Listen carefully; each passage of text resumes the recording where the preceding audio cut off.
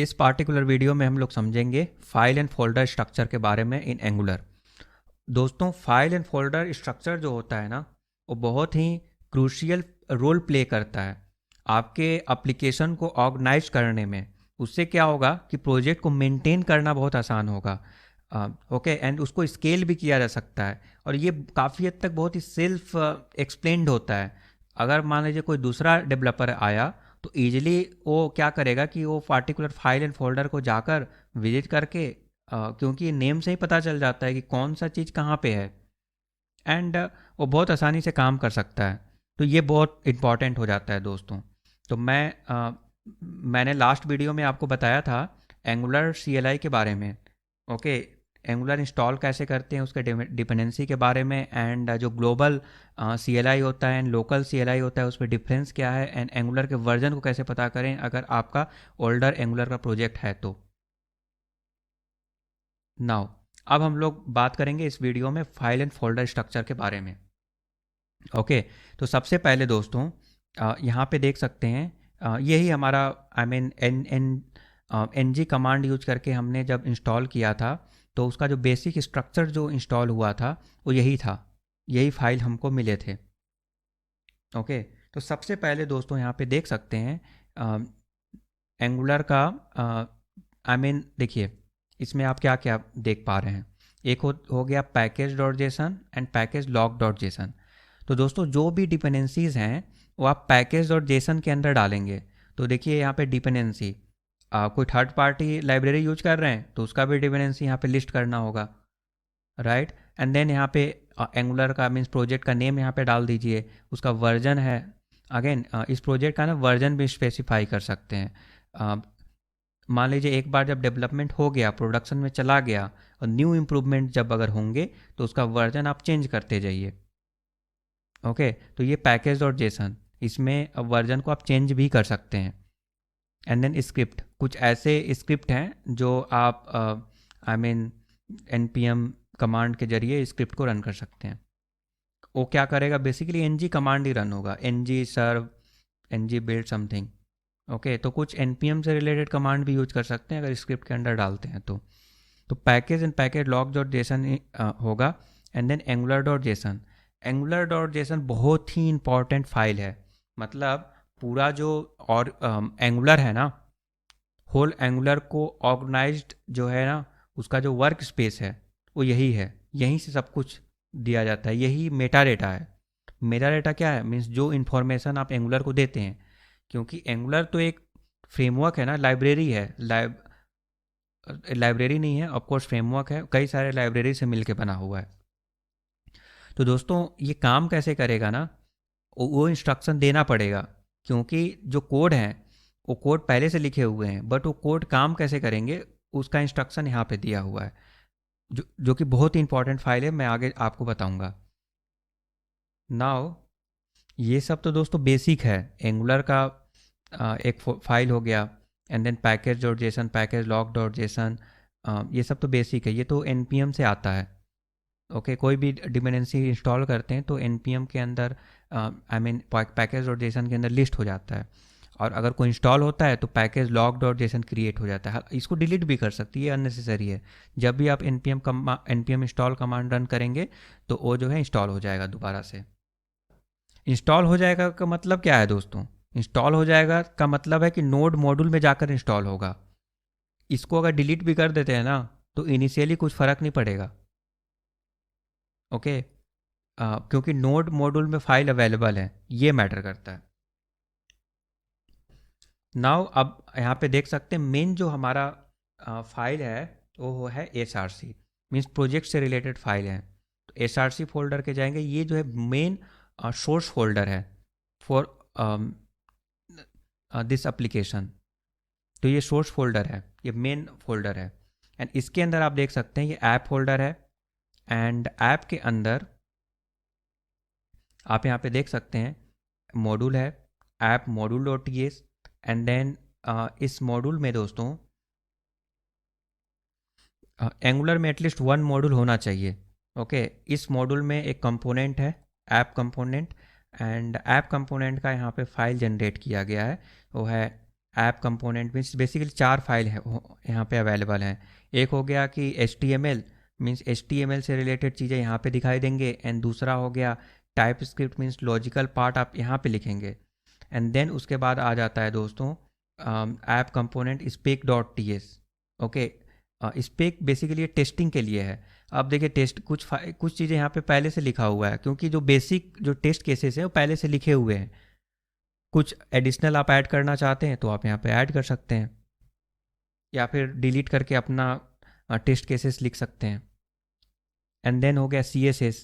अगर CSS लिखना चाहते हैं मीन्स ये जो कंपोनेंट है, इस कंपोनेंट में जो CSS काम करेगा वो यहाँ से करेगा। तो यहाँ पे देख सकते हैं कंपोनेंट है, सिलेक्टर है। इस कंपोनेंट को अगर यूज करना है तो ये सिलेक्टर यूज करना पड़ेगा। एंड देन टेम्पलेट URL है, आई मीन कौन से HTML का फाइल है जिसमें जो भी यहाँ पे लॉजिक है वहाँ पे जाकर रेंडर होता रहेगा, तो वो यहाँ पे आप स्पेसिफाई कर दिए हैं। एंड देन यहाँ पे स्टाइल URL CSS का पार्ट है। तो ये बहुत ही वेल ऑर्गेनाइज्ड है। इसके अंदर और भी मॉड्यूल क्रिएट कर सकते हैं, कंपोनेंट क्रिएट कर सकते हैं, सर्विसेज क्रिएट कर सकते हैं, पाइप्स क्रिएट कर सकते हैं, है ना। तो अब देखिए कोई भी कंपोनेंट अगर क्रिएट करते हैं, मैं आपको दिखाने के लिए एक कंपोनेंट क्रिएट करके मैं दिखाता हूँ। तो मैं गया यहाँ पे ये हमारा फोल्डर है, folder is the angular auth, और मैं यहाँ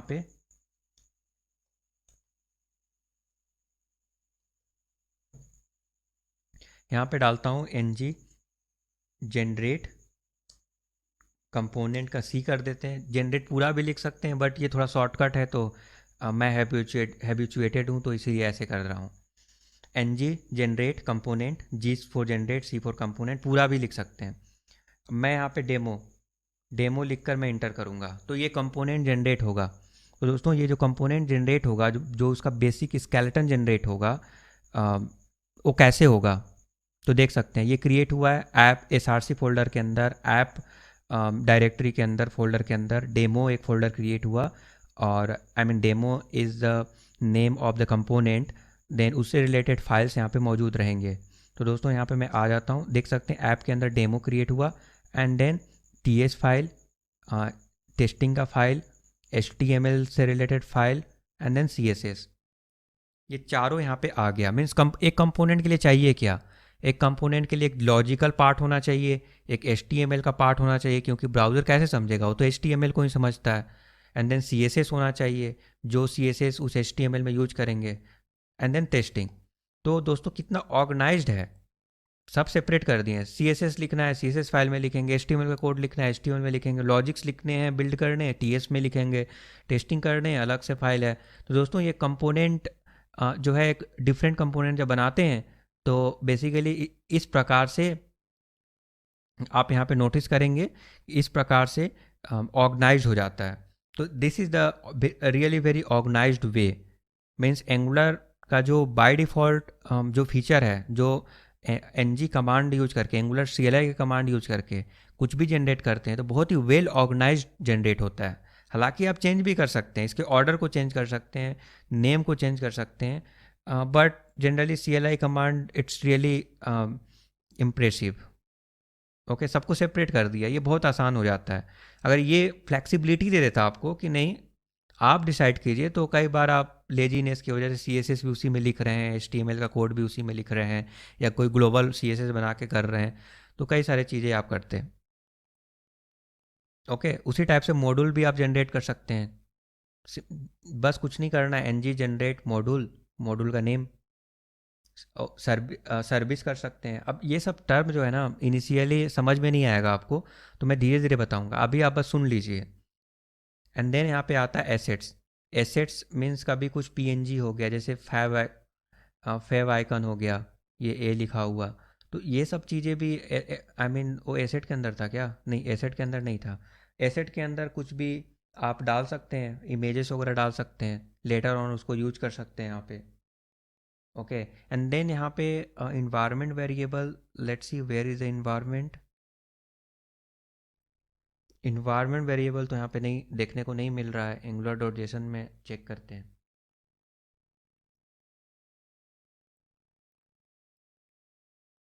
कंट्रोल F एंड देन यहाँ पे दोस्तों हम लोग चेक करेंगे इन्वायरमेंट।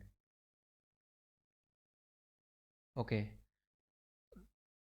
तो दोस्तों it's okay, I mean environment variable भी डिक्लेयर कर सकते हैं प्रोडक्शन के लिए, टेस्टिंग के लिए, डेवलपमेंट के लिए। and उसके अकॉर्डिंग कई बार क्या होता है कि डोमेन नेम केवल अलग अलग होता है, राउट वगैरह सब कुछ सेम होता है, एपीआई का और डिटेल सेम होता है, डोमेन नेम अलग अलग हो सकता है।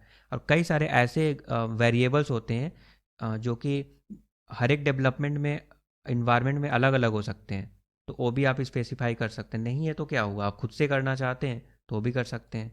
बट लास्ट वीडियो में मैंने आपको बताया था इसको डाउनग्रेड करके एंगुलर 14 कर दिया था। ओके, आपको याद होगा। तो मैं दोबारा से इसको एंगुलर 16 कर देता हूँ। तो 16 करने के लिए मैं यहाँ पे कुछ नहीं करूँगा, बस मैं इसको डिलीट ही कर देता हूँ और दोबारा से मैं सब ये सब कुछ मैंने आपको दिखाने के लिए यूज किया था, मैं सब कुछ डिलीट कर देता हूँ and fresh angular 16 and I mean latest version install करेंगे। तो जब तक ये डिलीट होने में टाइम लग रहा है, हम लोग इसी को समझते हैं। तो दोस्तों, जो फोल्डर स्ट्रक्चर होता है ना, जो स्टैंडर्ड स्ट्रक्चर होता है उसको फॉलो करना चाहिए, मेरा ऐसा मानना है। क्योंकि ये जो पैटर्न है ना, ये सभी लोग, I mean most of the project में आप ऐसा ही स्ट्रक्चर देखने को मिलेगा। अब कुछ एक्सेप्शनल ऐसे हो सकते हैं कि किसी ने उसका जो स्ट्रक्चर है वो थोड़ा सा अलग टाइप के डिज़ाइन कर दिया। आपके पास फ्लेक्सिबिलिटी है, आप अलग तरीके से भी कर सकते हैं। बट जो स्टैंडर्ड जो अप्रोच है, स्ट्रक्चर है, जो एंगुलर ही प्रोवाइड करता है, मुझे लगता है आपको वो यूज करना चाहिए। ओके, उससे मेंटेन करना बहुत आसान हो जाएगा और जैसे जैसे आपका प्रोजेक्ट ग्रो करेगा तो थोड़ा सा ऑर्गेनाइज्ड एंड मैनेजेबल हो रहेगा। हालांकि अ, अगर आप ऐसा करते, ये जो खिचड़ी कर देते, TS HTML CSS सब एक में करना चाहते तो भी कर सकते थे। बट ऐसा नहीं करना चाहिए, ऑर्गेनाइज्ड वे में करना चाहिए। कभी कभी दोस्तों क्या होता है, CSS वगैरह यूज करने की ज़रूरत ही नहीं है आपको, वो ग्लोबल CSS यूज कर रहे हैं। तो इस कंडीशन में ना, इस फाइल को ही डिलीट कर दीजिए, ये अननेसेसरी फाइल है। तो जैसे TS में यहाँ पे देख सकते हैं CSS इंक्लूडेड, इसको डिलीट कर दीजिए।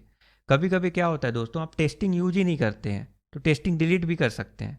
हालांकि एक बड़े एप्लीकेशन में यूनिट टेस्टिंग इंपॉर्टेंट होता है। ओके, उसको डिलीट नहीं करना चाहिए। तो अगर यूज नहीं कर रहे हैं तो डिलीट कर सकते हैं। अननेसेसरी कोड नहीं रखना, बहुत ही क्लीन और सिंपल रखना है। स्ट्रक्चर बहुत ही सिंपल रहना चाहिए और स्टैंडर्ड होना चाहिए। दोस्तों, यहाँ पे कुछ एरर आ गया because already it is in used. So मैं इसको क्लोज करता हूँ and then again try again करता हूँ। लेट्स सी, अब ये बहुत जल्दी हो जाएगा। तो देखिए, most of the files and folders delete हो चुके हैं। दोस्तों, दोबारा से ऐसा आ गया बिकॉज कहीं CLI I mean terminal open है, तो जस्ट टर्मिनल इसको भी क्लोज कर देते हैं and then again try again करेंगे, इस बार हो जाएगा। तो ये दोस्तों सक्सेसफुली डिलीट हो चुका है। अभी हम फिर से कमांड लाइन, जस्ट मैं इसको आप बोल सकते हैं कमांड लाइन इंटरफेस टर्मिनल, कुछ भी बोल सकते हैं। यहाँ पे मैं यूज करूँगा न्यू, सॉरी NG न्यू, क्योंकि न्यू प्रोजेक्ट आप इंस्टॉल करना चाहते हैं तो न्यू प्रोजेक्ट का नेम। तो मैं यहाँ पे डाल देता हूँ Angular auth, that's it. And now Angular का प्रोजेक्ट इंस्टॉल हो जाएगा। कुछ क्वेश्चंस पूछे जाएंगे, तो would you like to add Angular routing, yes कर देते हैं। इसमें बोल रहा है कि कौन सा यूज करना चाहते हैं, CSS क्या मीन्स जो सेलेक्ट करेंगे उसी से रिलेटेड। जैसे आपने देखा था कि .css लगा हुआ था, तो .css मतलब वो CSS फाइल को स्पेसिफाई कर रहा था। बट कभी कभी ना SCSS यूज करना चाहते हैं तो SCSS यूज कर लीजिए। ओके, आपके नीड के अकॉर्डिंग होता है। तो मैं तो CSS ही अभी रखता हूँ। कई बार दोस्तों कंपनी में जो है ना SCSS यूज करते हैं, तो क्योंकि आप NG कमांड रन करके आप कुछ भी जनरेट कीजिएगा तो वो फाइल CSS एक्सटेंशन के साथ होगा, जो कि आपको बार बार चेंज करना पड़ेगा। तो ऐसे करके आप स्पेसिफाई कर सकते हैं पहले से। अदरवाइज़ कुछ सेटिंग करना पड़ता है, तो भी हो जाता है। तो मैं यहाँ पे VS कोड ओपन कर लेता हूँ, जस्ट VS कोड, जब जब तक ये डाउनलोड हो रहा है। एंड यहाँ पर दोस्तों एंगुलर ऑथ के अंदर अभी जो इंस्टॉल हुआ है वो यहाँ पे अवेलेबल है। अब बाकी जैसे यहाँ पे नोड मॉड्यूल अवेलेबल नहीं है बिकॉज नोड मॉड्यूल इंस्टॉल हो रहा है। देख सकते हैं यहाँ पे लिखा हुआ है इंस्टॉलिंग पैकेज npm नाउ। अभी हम लोग दोस्तों समझेंगे, अभी हम लोग क्या समझने वाले हैं, एंगुलर डॉट जेसन को। ओके, एंगुलर डॉट जेसन जो है एंगुलर CLI का कॉन्फ़िगरेशन फाइल है।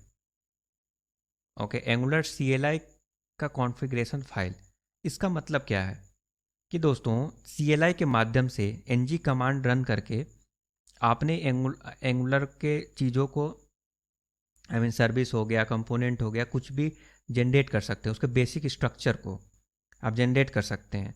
तो उसका जो इंस्ट्रक्शन है ना वो यहाँ पे लिखा हुआ है। उसका इंस्ट्रक्शन लिखने का मतलब पूरे प्रोजेक्ट का ही इंस्ट्रक्शन है। क्योंकि अब जैसे आपने कभी सोचा है कि जब आप लास्ट टाइम आपने क्या किया था कि आपने डेमो करके कंपोनेंट इंस्टॉल किया था, तो वो जो है ऐप फोल्डर के अंदर जाकर SRC फोल्डर के अंदर एक ऐप फोल्डर था, अभी भी है। ऐप फोल्डर के अंदर एक डेमो करके एक फ़ोल्डर बना और डेमो फोल्डर के अंदर आप नोटिस करेंगे कि demo dot component dot TH, demo dot component dot HTML, demo dot component dot CSS, ये सब फाइल जनरेट हो रहे थे। तो दोस्तों इसको पता कैसे चल रहा है कि उसी लोकेशन पे जाकर हमको सेव करना है, वहीं पे जाकर जनरेट करना है। तो वो सब दोस्तों पता चलता है एंगुलर डॉट जेसन के माध्यम से। तो ये पूरे प्रोजेक्ट का दोस्तों मतलब पूरे होल प्रोजेक्ट का कॉन्फ़िगरेशन फाइल है और ये बहुत इंपॉर्टेंट है। एंगुलर डॉट जेसन बहुत इंपॉर्टेंट है दोस्तों, आपको ये प्रॉपर इसको समझना पड़ेगा। ओके, सारे प्रोजेक्ट का सेटिंग यहीं पे अवेलेबल है। तो ये जैसे कि मैंने आपको बताया कि वो सब चीज़ें स्पेसिफाई होता है एंगुलर डॉट जेसन के माध्यम से। अब जैसे मैंने क्या बोला है, प्रीफिक्स ऐप। ओके, मैं एक काम करता हूँ, मैं ना मैं एक, ओके ये क्या यहाँ पे, ओके ये जनरेट हो चुका है। अब मैं यहाँ पे क्या करता हूँ, एंगुलर जनरेट कंपोनेंट डेमो, मैं फिर से लिखता हूँ। अभी नोटिस कीजिएगा ये, ओके NG, मैं उस फोल्डर के अंदर नहीं हूँ फ़िलहाल, मुझे उस फोल्डर के अंदर जाना चाहिए। तो CD auth एंड देन यहाँ पे मैं टाइप करूँगा ng generate component demo, that's it. अभी देखते हैं, यहाँ पे बोला कि SRC फोल्डर के अंदर ऐप के अंदर demo directory, I mean folder है, उसके अंदर डेमो डॉट ऐसे ऐसे करके आ गया। बट ऐसा ही क्यों हुआ? ओके, आपके मन में क्वेश्चन तो आएगा ना, ऐसा ही क्यों हुआ दोस्तों? तो ऐसा इसलिए ही हुआ क्योंकि ये एंगुलर डॉट जेसन में ऐसा ही बोला गया है कि ऐसा ही करना है। जैसे यहाँ पे बोला गया है कि सोर्स रूट जो है वो SRC होगा, मतलब जो मेन एंगुलर का जो स्ट्रक्चर है ना, मीन्स मेरा प्रोजेक्ट से रिलेटेड जो फाइल है, जो सोर्स रूट फोल्डर है वो SRC है। आप सोचेंगे कि SRC नाम सही नहीं लग रहा है, कुछ और होना चाहिए, तो चेंज कर सकते हैं। तो इसको चेंज करेंगे दोस्तों, तो CLI अभी भी नहीं जान रहा है। ओके, ये अभी भी नहीं जान रहा है, अभी भी वो SRC में ही करेगा। आप इसको चेंज कर दीजिए इस फोल्डर को, तो उसको पता नहीं चलेगा। तो उसको पता करने के लिए यहाँ चेंज करना पड़ेगा सोर्स।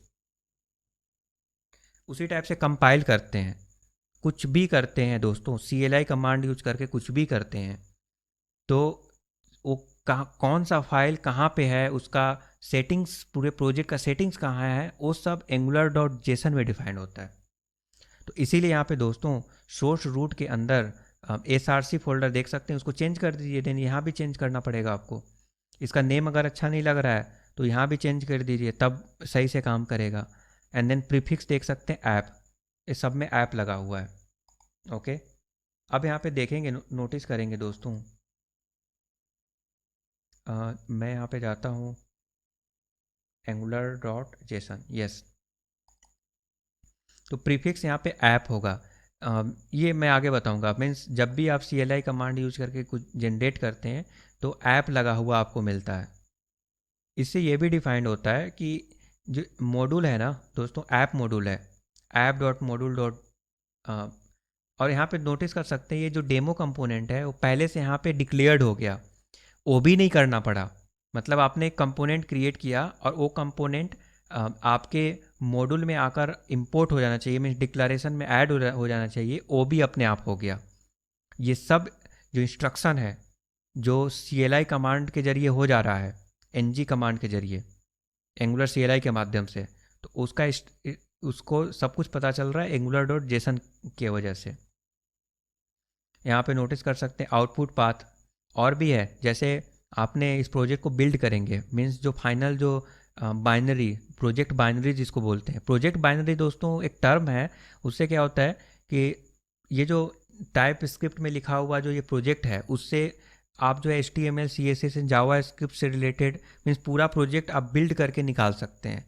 तो वो जो बिल्ड करेंगे वो कहाँ स्टोर होगा, तो उसका पाथ यहाँ पे दिया गया है, आउटपुट पाथ डिस्ट फोल्डर के अंदर। मैं अभी कर भी सकता हूँ, मुझे कुछ नहीं करना है यहाँ पे, बस यहाँ पे टाइप करना है ng build hyphen hyphen production.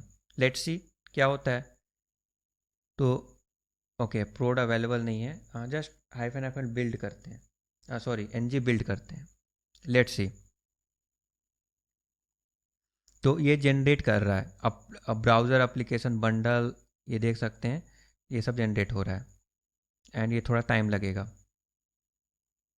दोस्तों यहाँ पे नोटिस कर सकते हैं कि नोड मॉड्यूल है, एंगुलर डॉट एंगुलर है, VS कोड हो गया एंड वो यहाँ पे आ जाएगा। ओके, जब आएगा तो हम लोग देखेंगे। तो उसका आउटपुट पाथ दोस्तों कुछ इस प्रकार से होने वाला है, डिस्ट फोल्डर के एंगुलर ऑथ। देखिए आ गया, देखिए यहाँ पे दो नोटिस कर सकते हैं, डिस्ट फोल्डर के अंदर एक और फोल्डर है एंगुलर ऑथ, और उसके अंदर CSS JS HTML सब यहाँ पे आ रहा है। मीन्स प्रोजेक्ट बाइनरी मैंने जो बताया, देखिए index.html है, index.html में यहाँ पे JS फाइल इंक्लूडेड है एंड JS भी यहाँ पे अवेलेबल है, कुछ CSS का फाइल इंक्लूडेड है। मतलब पूरे प्रोजेक्ट में से CSS HTML CS I mean HTML तो ये है ही, CSS and JavaScript append कर दिया है। ये हो गया हमारा प्रोजेक्ट, बिकॉज ब्राउज़र तो HTML CSS and JavaScript ही समझता है ना, ऐसे समझिए। तो ये सब सारा इंस्ट्रक्शन यहाँ पे दिया हुआ है, इसीलिए वो ऐसा काम कर रहा है, सब कुछ है यहाँ पे। तो ये कॉन्फ़िगरेशन देख सकते हैं, production, budgets, initial, maximum warning, maximum error type.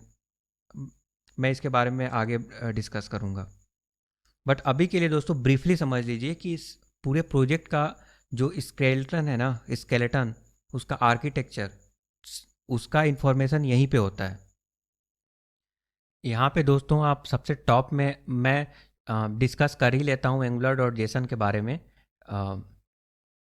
और let's do in next video. Okay, हम लोग लाइन बाय लाइन एक एक चीज़ समझने का प्रयास करेंगे एंगुलर जेसन के बारे में। सो आई होप कि आपको जो बेसिक स्ट्रक्चर है, फ्लो है, आपको समझ में आ गया।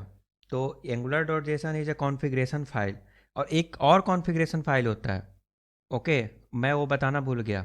वो होता है दोस्तों, वो होता है TS कॉन्फ़िग फाइल। तो यहाँ पे है दोस्तों TS config app dot JSON. देखिए टाइप स्क्रिप्ट में लिखा हुआ है ना एंगुलर, तो एंगुलर टाइप स्क्रिप्ट में लिखा हुआ है, तो जब कंपाइल होगा, टाइप स्क्रिप्ट जब ट्रांसपाइल करेगा, इस टर्म को बोलते हैं ट्रांसपाइलेशन। ओके, तो जब ट्रांसपाइल करेगा तो वो कैसे पता करेगा कि कौन सा मेन फाइल है, एंड उसी मेन फाइल से सभी लोग कनेक्टेड है, मीन्स सारा प्रोजेक्ट कनेक्टेड है। तो वो सब जो है TS config dot app dot JSON में डिफाइन हुआ है, आप यहाँ पे देख सकते हैं।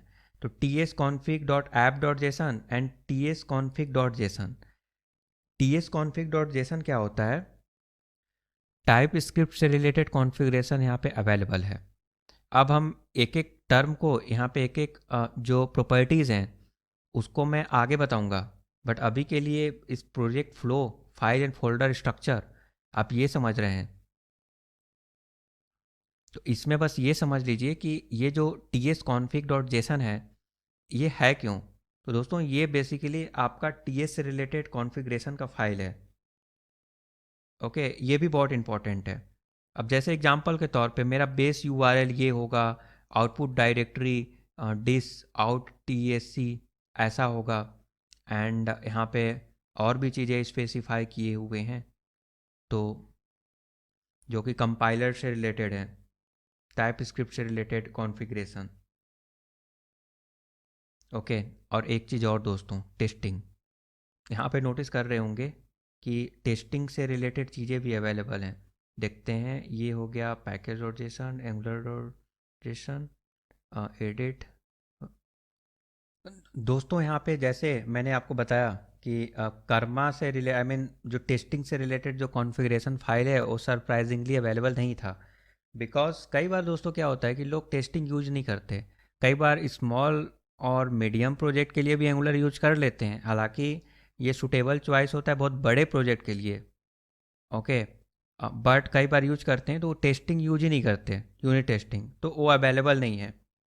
एंड एंगुलर 16 दोस्तों अब से जो है बाय डिफ़ॉल्ट जेस्ट फ्रेमवर्क यूज होता है। तो तो इसीलिए वो कॉन्फ़िगरेशन यहाँ पे अवेलेबल फ़िलहाल तो नहीं है, बट उसके लिए आप जो है ना ng जनरेट कमांड यूज करके उसका कॉन्फ़िगरेशन का फाइल जनरेट कर सकते हैं। Karma is a test runner tool. Okay, and अब जो है एंगुलर में जेस्ट फ्रेमवर्क यूज कर सकते हैं। अभी काफ़ी हद तक दोस्तों सिंपल हो गया, अननेसेसरी फाइल पहले से इनबिल्ड बाय डिफ़ॉल्ट नहीं आ रहे हैं। तो मैं यहाँ पे दोस्तों क्या करने वाला हूँ, ये दोस्तों बिल्ड हुआ था। अभी मैं क्या करने वाला हूँ कि मैं एक कर्मा का एक कॉन्फ़िगरेशन जनरेट कर देता हूँ। ng generate config file generate कर देता हूँ, कॉन्फ़िग एंड देन कर्मा। तो ये बेसिकली टेस्टिंग से रिलेटेड एक फ़ाइल जनरेट हो जाएगा। बट ओल्डर वर्जन में दोस्तों Karma config dot JSON generate होता है। तो इसमें हुआ क्या कि कर्मा डॉट कॉन्फ डॉट जे से एक फाइल क्रिएट हो गया, एंड एंगुलर डॉट जेसन में भी अपडेट हो गया। ओके, क्योंकि एंगुलर डॉट जेसन जो है उस क्योंकि सी एल आई कैसे पता करेंगे आप, जब टेस्ट केसेस लिख कर जब उसको रन करेंगे तो कैसे पता करेगा कि किसको रन करना है, तो उसका कॉन्फ़िगरेशन फाइल कहाँ पे है। तो सब कुछ को एंगुलर डॉट जेसन में बताना पड़ता है, उसको यहाँ पे स्पेसिफाई करना पड़ता है। तो यहाँ पे नोटिस करेंगे टेस्टिंग के लिए एक script I mean Karma config install हो चुका है, एंड एक फ़ाइल भी क्रिएट हो चुके हैं, और उसके जो बेसिक जो स्केलेटन है, आई मीन जो कुछ आई मीन जो कॉमन स्ट्रक्चर होते हैं, जो डिफ़ॉल्ट स्ट्रक्चर होते हैं पहले से आ जाता है, एंड इसमें अगर कुछ चेंजेस आप करना चाहते हैं तो कर सकते हैं। तो दोस्तों यहाँ पे हो गया, इसमें चेंजेस आप कर सकते हैं, इस प्रकार से कर सकते हैं। बट क्योंकि एंगुलर 16 बोलता है एंड अब जो है बोला जाता है कि आप जेस्ट फ्रेमवर्क यूज कीजिए, तो इसीलिए बाय डिफ़ॉल्ट ये अवेलेबल नहीं है, हटा दिया गया है। आप और कई बार यूज भी नहीं होता है टेस्टिंग, तो उस पर्पज़ से भी आप देख सकते हैं, हटा दिया गया है। तो आई होप कि आपको समझ में आ गया इसके basic structure, file and folder structure के बारे में। एंड नेक्स्ट वीडियो में हम लोग और डिटेल में समझेंगे इसके हर एक फाइल के बारे में कि एक्चुअली ये क्यों जनरेट हुआ है, उसका काम क्या है। एंड डेफिनेटली दोस्तों ये एक्साइटिंग होगा, और एक एक चीज़ आप समझिए, फंडामेंटल क्लियर होना चाहिए, देन ओनली आपको क्लैरिटी मिलेगी। So thank you for watching, have a nice day.